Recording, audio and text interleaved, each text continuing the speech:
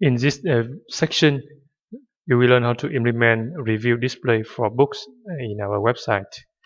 That means we are going to write code to display the rating star for a book in a listing page that looks like this. You see, this is a representation of a book in a listing page, and under its title we have the rating star below the book's title.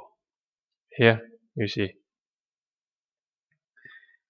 You see our home page, and you see below the title of every book we have the rating stars.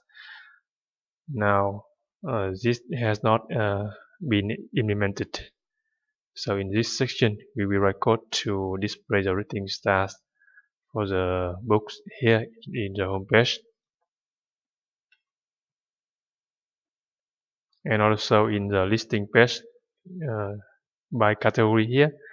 For example, I click the category Java here, and also display the rating stars for each book in the category. And in the book detail page here, you see we need to update our code to display the rating stars here for each book. So this is the task list in this section.